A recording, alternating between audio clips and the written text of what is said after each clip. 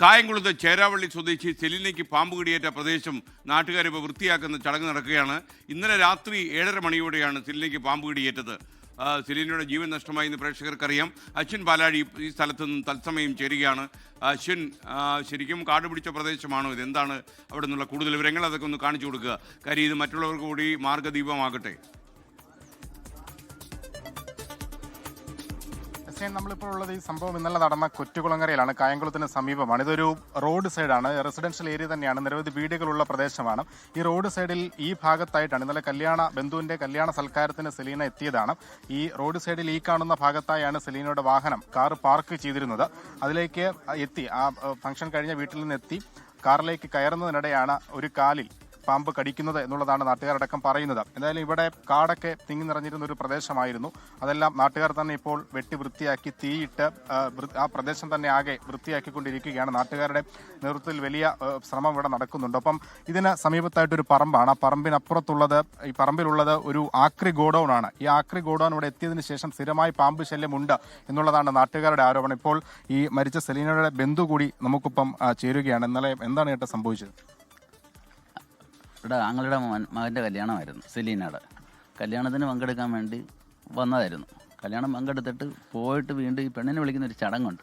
ആ ചടങ്ങിന് ആ ഫംഗ്ഷനൊന്ന് പങ്കെടുത്തിട്ട് പോകാമെന്ന് പറഞ്ഞ് അവർ കാറിനകത്ത് വന്നു. കാർ ഇവിടെ കൊണ്ടുവന്ന് ഇവിടെ കയറ്റിയിട്ടിട്ട് പോയി ഫംഗ്ഷന് പങ്കെടുത്ത് ആ ഫംഗ്ഷൻ കഴിയുന്നതിന് മുമ്പ് തന്നെ ഇവർ വന്ന് കാറിനകത്ത് കയറി പോകാമെന്നും പറഞ്ഞു. ആറട്ടഴ പോകണ്ട. കയറിയപ്പോൾ ഒരു കാല് കാലിലോട്ട് വെച്ച്, അടുത്ത കാലിൽ പാമ്പ് കടിച്ചു. അത് കൂടെ ഉള്ള ഒരു 10ാം ക്ലാസ്സിൽ പഠിക്കുന്ന മകൾ കണ്ട് ഉമ്മയുടെ കാലം കണ്ട് കടിച്ചാണ്ട് ആ സാധനം കൊണ്ട് എഴിഞ്ഞ് പോകുന്നെന്ന് പറഞ്ഞു. അങ്ങനെ ഇവള് അന്നേരം തന്നെ ഹോസ്പിറ്റലിൽ അടുത്ത വണ്ടിക്ക് അങ്ങ് കൊണ്ടുപോയി ഹോസ്പിറ്റലിൽ ചെന്നു. ബി പി ഇച്ചിരി കൂടി.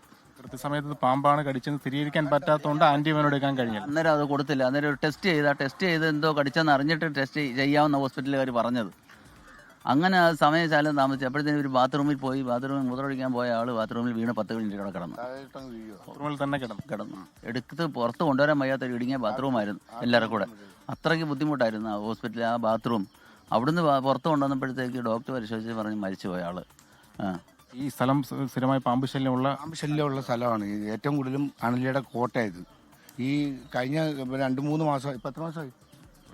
ഒരു വർഷമായില്ലേ? ഒരു വർഷമായി ഇവരുടെ മാതാവിനെ ഇതുപോലെ പാമ്പ് കടിച്ച് അന്നേരം തന്നെ ഞങ്ങൾ നൂറിനാട് കൊണ്ടുപോയി. എന്നാലും രക്ഷപ്പെട്ടു.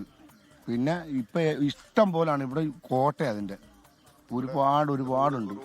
ഈ പാമ്പ് ഉണ്ടെങ്കിലും ഇത് മാറ്റാൻ അല്ലെങ്കിൽ അതിനെന്തെങ്കിലും പരാതികളൊക്കെ നമ്മൾ വേണ്ടപ്പെട്ട് നൽകിയിരുന്നു. ഇവിടെ മെയിനായിട്ട് വിഷയം എന്ന് പറയുന്ന 2 ഗോഡൗൺ ഉണ്ട്, ആക്രി ഗോഡൗൺ. അവിടെ നിന്നാണ് ഈ സംഭവം ഇറങ്ങി വരുന്നത്. അങ്ങനെയാണ് ഈ സംഭവം ഇവിടെ എല്ലാം ഇങ്ങനെ നടക്കുന്നത്. 3 ഗോഡൗൺ, ഒന്ന് അപ്പുറം, ഒന്ന് ഇപ്പുറം, ഒന്ന് ഈ സൈഡിലും. അങ്ങനെ അവരുടെ അടുത്ത് നമ്മൾ ഒരുപാട് പരാതിപ്പെട്ടതാണ്. ഇത് മാറ്റണം, ഇവിടെ കൊണ്ടിറക്കരുത്. ഈ കാണുന്ന പുരയിടത്തിൽ അവർ ഇറക്കാൻ വേണ്ടി നിന്നത്. അങ്ങനെ ആൾക്കാരുടെ ഇതുകൊണ്ട് പ്രതിഷേധം കൊണ്ട് അത് ഇവിടുന്ന് മാറ്റിയതാണ്. അങ്ങനെ വലിയ ബുദ്ധിമുട്ടാണ് ഈ ആക്രി ഗോഡൗൺ കൊണ്ട്. ഇതിനു മുമ്പ് ഇങ്ങനെ ഒരു സംഭവം ഇവിടെ ഇല്ലായിരുന്നു. എന്തായാലും നാട്ടുകാരടക്കം പറയുന്നത് ഇതാണ്, ആക്രി ഗോഡൌണിന്റെ ഒരു പ്രശ്നം അവർ ഉന്നയിക്കുന്നുണ്ട്. എന്തായാലും ഇന്നലെ 7:30 കൂടി നടന്ന അപകടത്തിൽ സെലീനയ്ക്ക് ജീവൻ നഷ്ടപ്പെട്ടു. ഇപ്പോൾ മൃതദേഹമുള്ളത് കായംകുളം താലൂക്ക് ആശുപത്രിയിലാണ്. അല്പസമയത്തിനുള്ളിൽ പോസ്റ്റ്മോർട്ടം അടക്കമുള്ള നടപടികൾ പൂർത്തിയാക്കി മൃതദേഹം ബന്ധുക്കൾക്ക് വിട്ടുനൽകും. SKN.